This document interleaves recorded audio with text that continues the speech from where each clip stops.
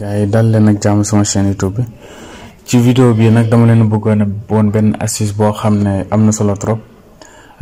Astuce bi lan la, par exemple nga yor benn ordinateur yor benn téléphone léegi am benn fichier par exemple boo xam ne soit mu ngi ci téléphone bi wala ci ordinateur bi nga bëgg ko copier. Voilà léegi su fekkee ne yoroo câble wala sa câble doxul, astuce bi ma lay woon da nga mën a jëlee ay fichier ci sa téléphone wala ci sa ordinateur transférer ko directement. Par exemple fekkee fichier yi mi ngi ci sa ordinateur mën nga ko transférer directement ci sa téléphone, su fekkee tamit ci téléphone bi la nekk mën nga ko vice versa envoyer ko ci voilà envoyer ko ci kii bi. ba pare tamit am na ñoo am mën nga maa wax ne tey fekkee am na Bluetooth moo gën a gaaw, naam que loolu tamit solution la, mais umpale woo leen am na ordinateur yoo xam ne amul Bluetooth. Donc su boobaay astuce bi rek nga am par exemple pour pouvoir partager ce qui comment dire partager ay données ci réseau bi. Voilà sans plus tarder nag ñu dem ci affaire bi. loolu pour mu mënta nekk il faut ñu ma wax leen benn prérequis. lan mooy prérequis mooy li nga xam ne moom mënul ñàkk ci affaire yi. léegi tey il faut que ñoom ñaar ñëpp c'est-à-dire téléphone bi nga xam ne moom nga war a partager wala moom moo war a recevoir données yi daf ak ordinateur bi nga xam ne moom moo war a joxe, ñoom ñëpp dañoo war a connecté ci même réseau bi. même réseau nag soo ko déggee jarul par exemple kii kay par exemple ma jox leen benn exemple tey nga am na benn téléphone boo yor jarul par exemple muy am connexion jaru ko nag nga ubbi partage bi rek fekkee amoo fi demal partage rek nga activer partage. léegi nag nga dem ci ordinateur bi mu connecté ci, nga dem ci téléphone bi mu connecté ci même réseau bi.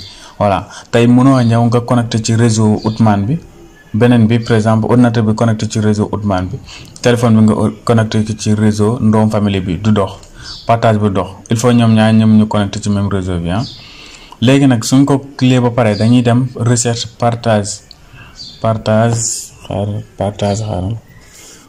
voilà mu ngi noonu gérer les partages avancés. Voilà fii nag daa am quelques réglages yu ñu ciy def ba pare. Voilà léegi dañ fay dugg pour mën a def réglage. Voilà léegi fii dafa am looy activer par exemple suñ duggee ci privé dañuy activer la découverte réseau ak activer la configuration automatique des périphériques. Après activer mooy au niveau du public tamit ak tous les réseaux da ngay activer. benn affaire rek ngay désactiver mooy au niveau du mooy désactiver le partage par mot de passe. boobu da nga koy désactiver nga xam ne sooy partager duutal laaj mot de passe. Voilà parce que vu que ne yow yaay partager moom soo paree partage rek mën nga ko arrêter. Voilà léegi fii soo ko paree da ngay récupérer ce qu'on appelle adresse IP. pour nga récupérer adresse IP nag dañuy dem ci navigateur bi ñuy def invite de commande wala CMD. Voilà léegi suñu defee CMD voilà léegi fii da ngay taper benn commande bi nga xam ne moom mooy tax nga permettre nga récupérer par exemple adresse IP et commande boobu IP config la. Voilà IP config. Voilà léegi soo ñëwee IP config fii gis nga mooy ci suuf da nga gis sans fil. léegi soo gisee sans fil yu fii rek moom mooy fii bi mooy bi mu connecté adresse IP 192.168.1.1. léegi nag ñu dem ci téléphone bi moom leen nu muy demee. voilà téléphone bi la ñuy dem léegi xaaral ma dem ci téléphone bi nga moom leen naan la ñuy def récupérer. voilà léegi nag soo ñëwee ci téléphone man maa ngi yor Huawei modèle Y9S.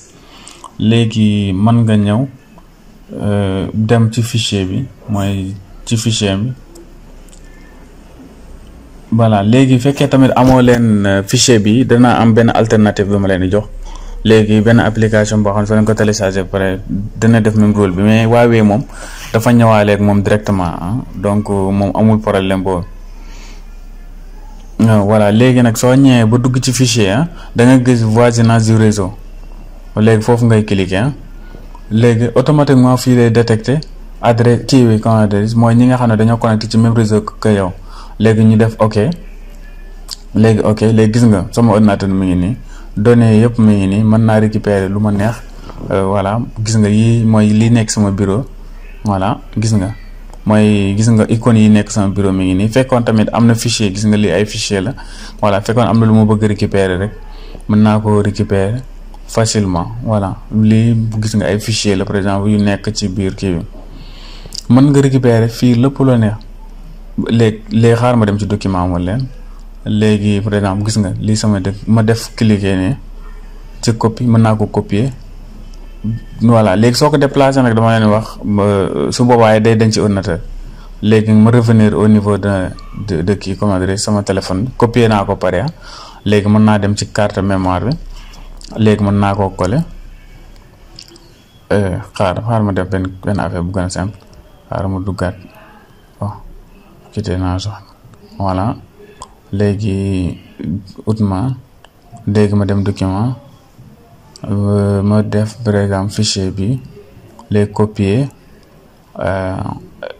léegi autre emplacement gis nga léegi autre emplacement su ma demee gis nga maa ngi sama téléphone bi nii laa nekk léegi xaaral ma def ko quelque part fii ma xool gis nga mën naa ko sélectionner instant maa ngi ci carte mémoire bi voilà mën naa ko def anglais léegi ma def ok voilà gis nga récupérer na ko léegi normalement xam nga su ma demee ci téléphone bi non ci carte su ma jummalee ci téléphone wala ci carte xaaral ma xool non du fii ci carte mémoire bi laa ko def voilà léegi moo wàcc voilà gis nga mu ngi noonu fichier baa ngi noonu léegi soo ko ubbee rek da nga gis voilà da nga gis tout ce qui se trouve là-bas.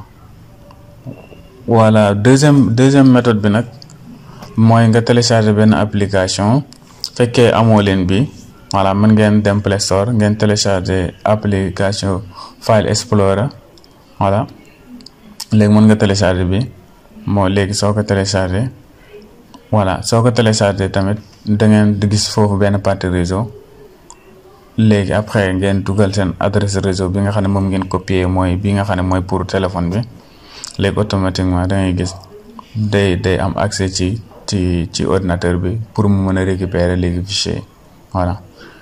léegi fekkee am ngeen ay problème ci deuxième méthode bi tamit mën ngeen ma poser question ci commentaire bi comme ça ma guider leen vite fait voilà. en tout cas wala tamit mën naa ci def benn vidéo DJ avec celui-là comme ça ngeen gën a comprendre waa kay sama gars yi fii ngeen yemale vidéo fekkee vidéo bi neex na leen ñaa ngi ñaan ngeen partage ak seen gars yi jaa ngeen jëf.